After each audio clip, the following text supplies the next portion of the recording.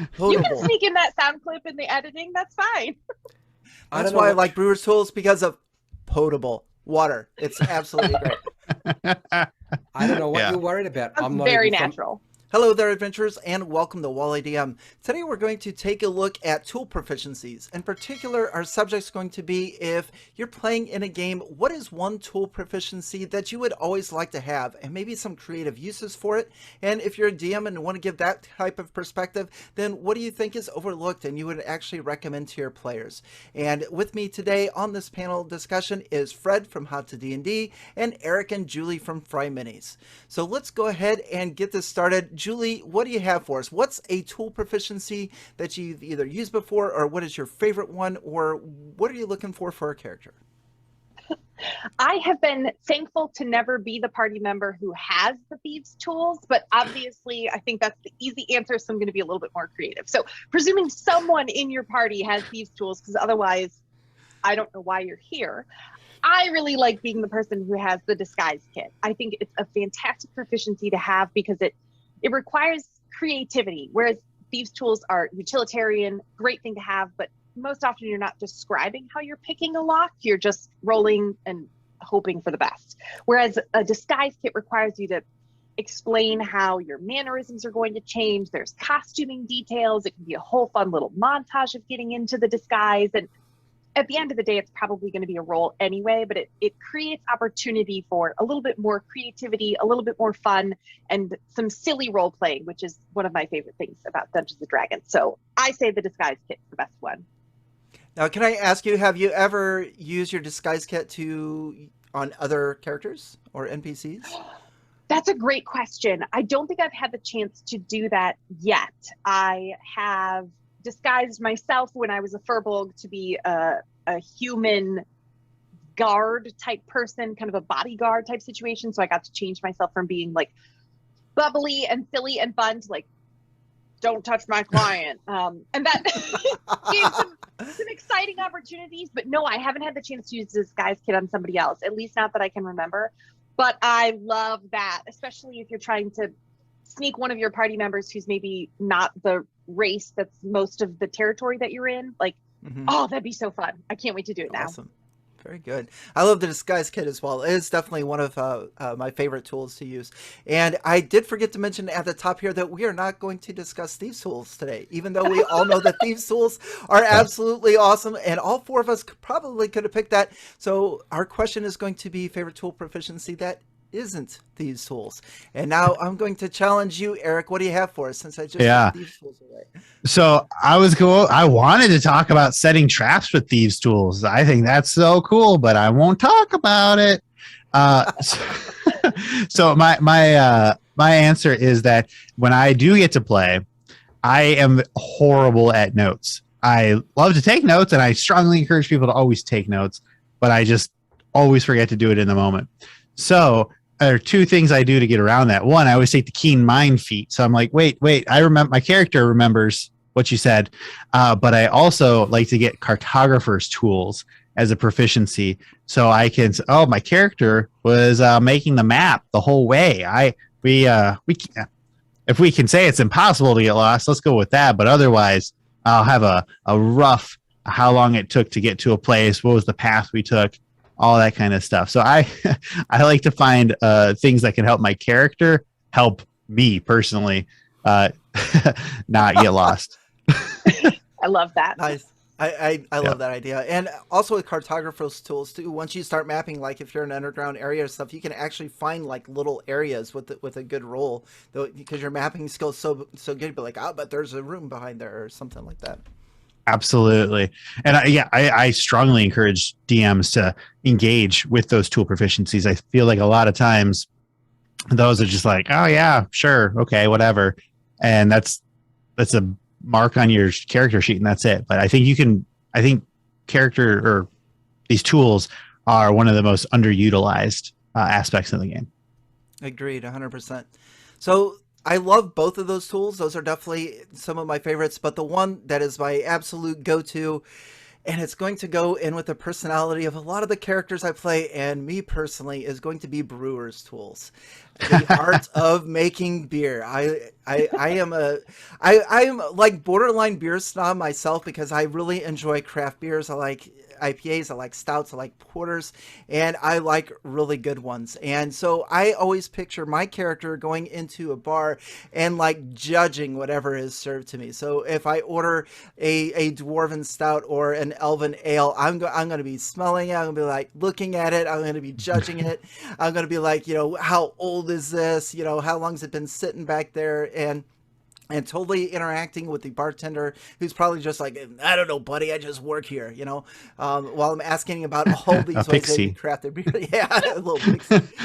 But reading through Xanathar's guides, it gives you all kinds of additional ideas, like persuasion was one of them in there, where either yourself or giving a drink to someone else coupled with a persuasion check could result in maybe advantage for that roll. And there's also like potable water. If you're sufficient with Brewers Tools, you can actually make clean drinking water without even having to cast a spell. It may take a little bit, and it's probably also going to depend on where that water's coming from, but you should be able to make stuff that you should be able to drink. But like I said, Brewers Tools just resides with me personally, and a lot of my characters, a lot of D&D's in taverns, so I'm going to be judging the brews. Oh yeah, PBR. Absolutely. I like what you said about like gaining advantage on some of your rolls with those tools when you can be a little bit creative. I really like that about Disguise Kit, because if I can make my DM laugh as I'm explaining my disguise, maybe I'll get advantage on those rolls. So that's another added perk of something that isn't just a roll on the table that you can finesse a little bit. I love that. Yeah, 100%. If I have as a DM, if I have players in the game that are trying to use their tool proficiencies, or be like, hey, I'm proficient in an Herbalism Kit or whatever else, and you mention that, I'm 9 times out of 10, I'm going to reward them for that, because I love to see creative uses for what's on your character sheet. What about you, Fred? What do you have for us? Well, I was just thinking about the Brewers Kit, and I was thinking that makes perfect sense for Wally. And then you said something about potty water. Potty water, yeah. You didn't actually say potty water. That's just what I guess that was what was going through my... And I was thinking, wow, who makes potty water, and why would you want to give it to somebody else or sell it? But anyway... Is it potable or is it potable? Did I say the word wrong? Potable. No. You probably said the word right. I just took the... I don't think I did. I think you said potable, but it's potable. But yeah. Potable. Yeah, so those are like that's why this goes on my channel, because everybody knows I mispronounce words all the time. You can sneak in that sound clip in the editing. That's fine. That's why I like Brewers Tools, because of potable water. It's absolutely great. I don't know what you're worried about. I'm not very natural. I'm not from North America. I'm from New Zealand, so nobody's going to understand a word I'm saying anyway. What? You're from New Zealand? No. Apparently. Okay, all right. Tools. Potable. So as Wally knows, and probably Eric knows, that I have been doing a lot of videos on tools, and I've had a lot of players use tools in my games, and I would certainly have gone at my top end. I would have gone Thieves Tools and the Disguise Kit, but if I can't take those because they're already taken, I'm going to go with the Herbalism Kit. Not because I don't think Smith's tools aren't great, but because I've just recently done a video on the Herbalism Kit, so I thought I would talk about that one. Love it. Got a plug. So for me, I think the Herbalism Kit is one of those things where people get really confused, and the hope was that Xanathar's Guide to Everything would really sort of open it up and kind of explain what can you or can't you do with the Herbalism Kit. And of course, Dungeon Masters are often the ones who are pursuing this, and some players who are really invested in trying to figure out how to use that particular kit. So you can create potions of healing, which I know some people don't like the idea of, and it's not the only thing you need. You don't just need the Herbalism Kit to do that, but you can make anti-toxin, anti-poisons and so forth.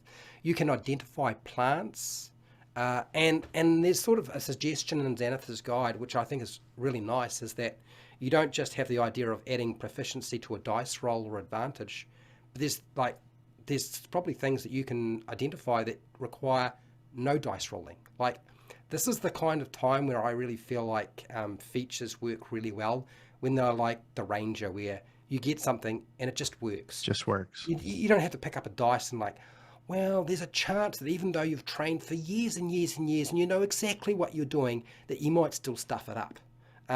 So I do like the idea that, you know, certain tasks that are sort of very easy, medium difficulty when you're trained, you can just like do them. And the Herbalism Kit and Xanathar's Guide to Everything kind of suggests that you can do that sort of thing.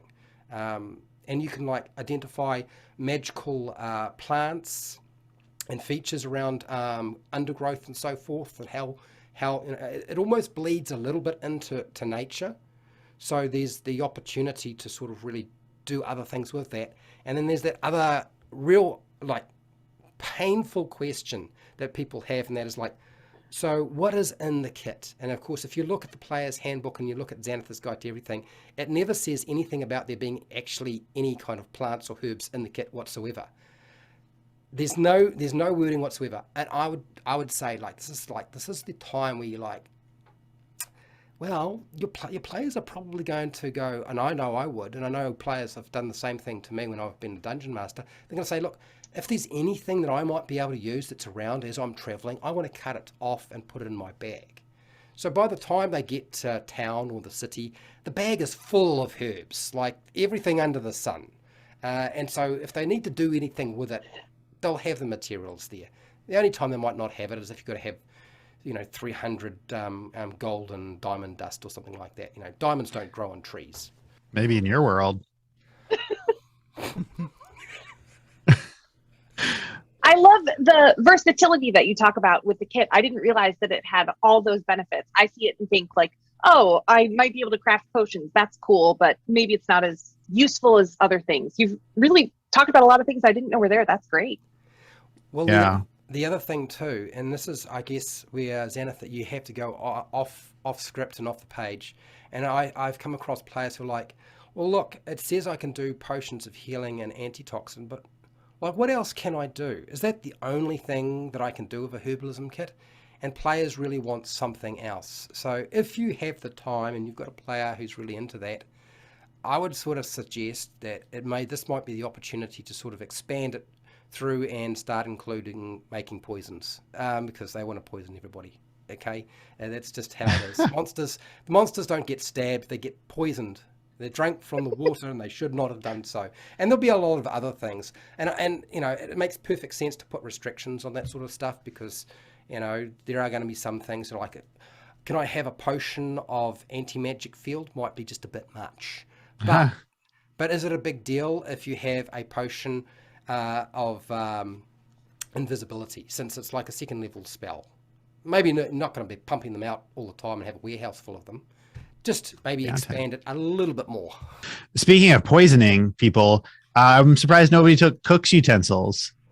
That's always a fun one to have. And with Xanathar's rules, if you have the tools proficiency, you can get an extra hit point back on a short rest whenever you spend a hit die. So I like that these ones can heal you.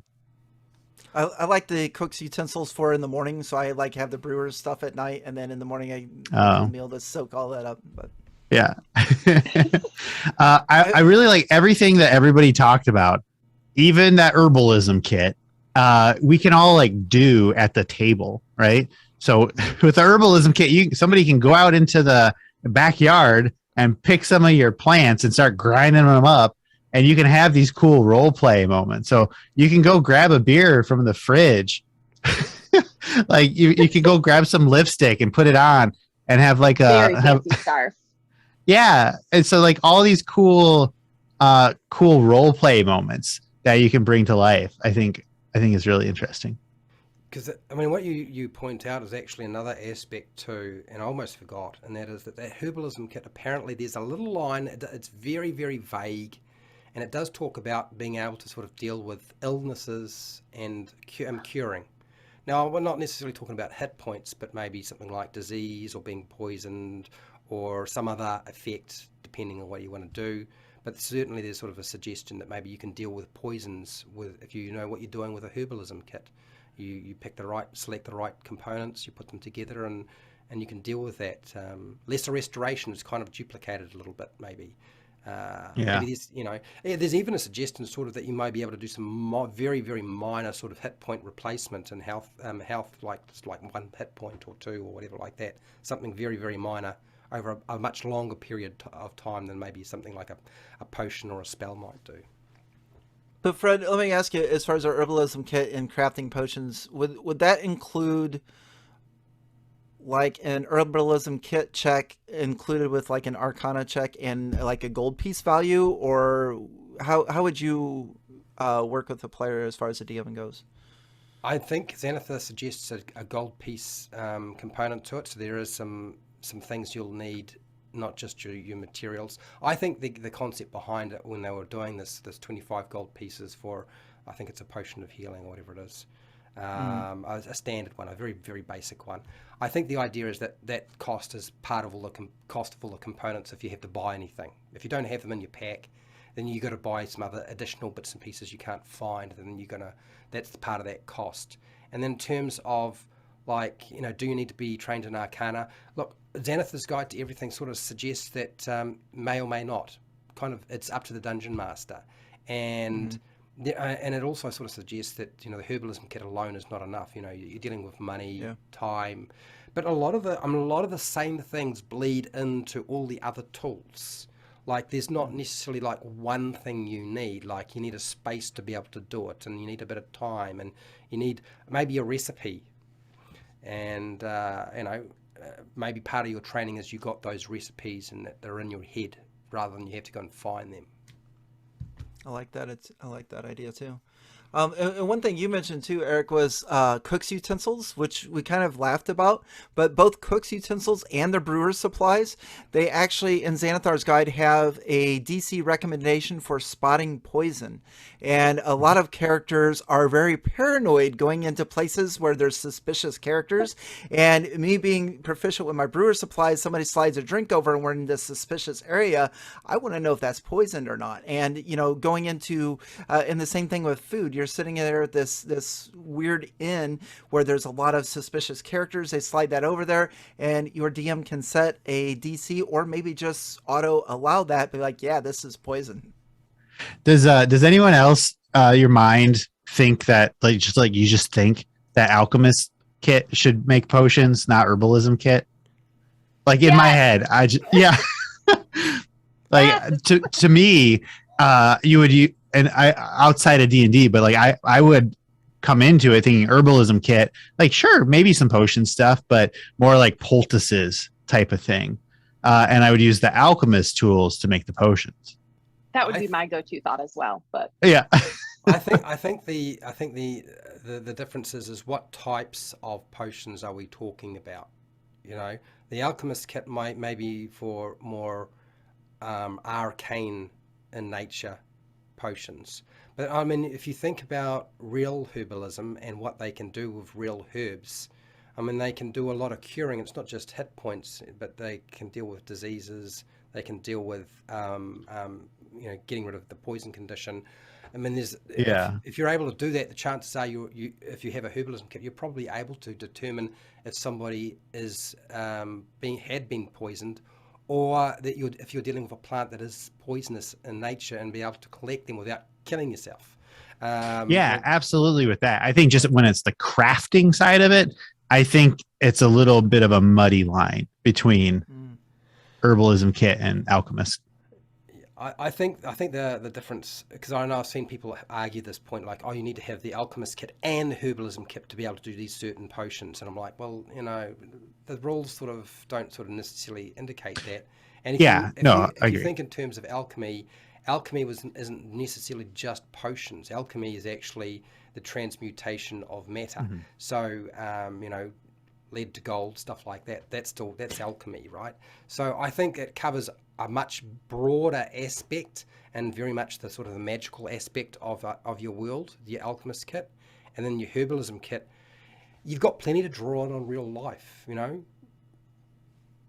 Yeah, if you're brewing a potion, you're brewing a potion, right? Whichever set of tools. Like if the system was more robust, which it's not, so I'm not saying this is what it is, but like I could see somebody saying, okay, use the herbalism kit to pick that special plant without damaging it or ruining it or infecting yourself with it, right? And then you'd use the alchemist kit to turn it into a potion. Something like that is kind of where my brain would go with it. I think about it like the gummy bear juice from the gummy bear show. Like that doesn't seem to be a natural anything. It's like a bright purple or pink glowing vial. So yes, I would think about that as being more alchemy than like a natural, like a green smoothie to heal my hit points. So I see where you're coming from, Eric, but I totally get that that's not the point. I just, in my mind, a healing potion is like a pink, purple, glowing, mystical vial that like wasn't going to come from a flower. That would probably be some sort of like brown, chunky, muddy mix. Yeah. Yeah. And then you can include glass blowers tools to make the vial for that potion too. So you could just use all the tools. There you go. It's a full party experience, kind of like canning tomatoes at the end of the season. It's a whole family event. Yeah. Oh, it's the brewer's tools to stir the potion while the alchemist sets the temperature right or whatever. There you go. While you're disguised as your grandmother, just so that That's exactly it. Or you're disguised as a monk in the brewery so that you can get past and use their tools. Yeah, and you're forging your health inspection pass. While you're mapping out a treasure map of where you're going to hide it all. There you go. I think I included all of our tools. This is synergy. This is amazing. This is awesome. Fantastic. All while you're playing a flute. We had a good thing going until you did that. Oh my god. It's setting a trap. There you go. Poisoner's kit. Boom. Okay. All right. I have a question for you, Wally. Wally, because you asked a question regarding the woodcarver's tools not so long ago, and wands, and I said, "Oh, give me about 2 weeks, and I'll just make a video on that topic." Did you make a video? No, I haven't, because it would be a live stream, and you already know about it, probably, or you wouldn't know about it because there's too many things to keep track of. But am I still doing the woodcarver's tools, mate, or am I doing the brewer's kit? Because I know you are very partial to the brewery side of life. I am. So what I asked about the woodcarver's tools is I am doing a character build that at some point I want them. They're going to be the ultimate dungeon delver, and I wanted to get. I wanted to dip into Artificer, but I found more advantages by going to Wizards and getting access to more spells.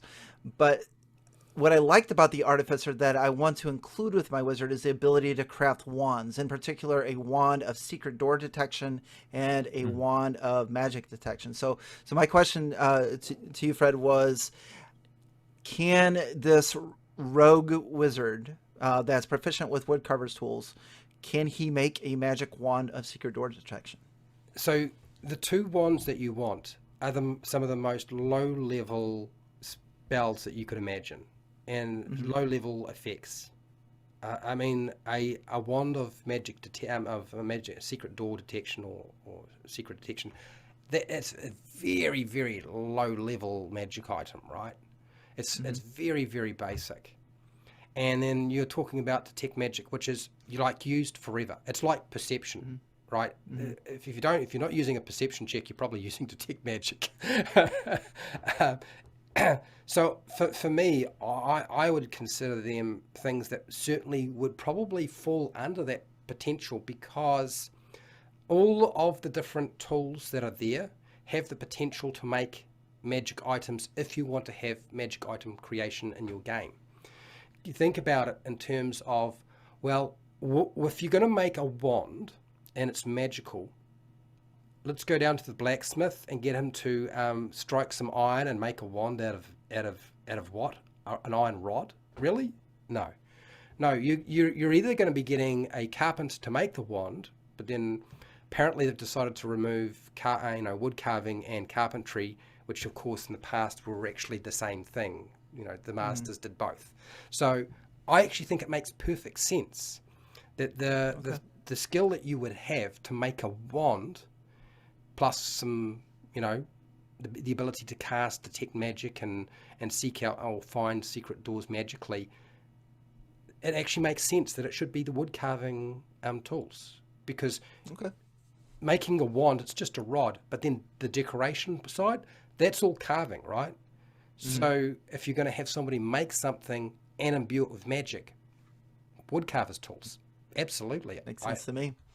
Thank you, Fred. Would you Appreciate consider it. like to enchant it? Basically, I have an idea that I've wanted to try of so you use your wood tools to create the wand, but then to like put that spell in it. Maybe the wizard that does it, like they lose access to a first level spell slot for a certain time period or something, to like they have to invest their magical energies in this item. I think Or would you just have like just crafting it? It's just crafting it. No, I think you're making the physical item, and then imbuing the magic into it. It will all be part and parcel.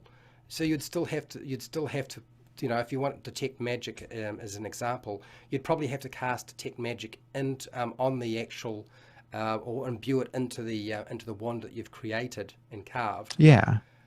Over a number of days. You know, it'd be repeatedly and it's all spelled out in the Dungeon Master Guide and inadequate guidelines and rules and information. So yeah, it's not even remotely confusing. Yeah, it's definitely confusing. Well, yeah, but I mean, theoretically, right? You're crafting during your downtime, so yeah. Your character spending that spell slot doesn't mean anything. Like you're just like, okay. Yeah. So It's just part of the crafting.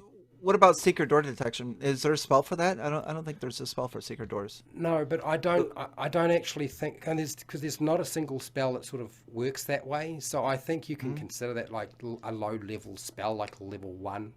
You know, finding something like that. It's like, if you think about in terms of what level is that all the detect spells. Do you know what I mean? What level are those spells? Most of them are level 1. Is there any that are level 2 or level 3? I don't even remember. I'm pretty sure most of them are just level 1 spells.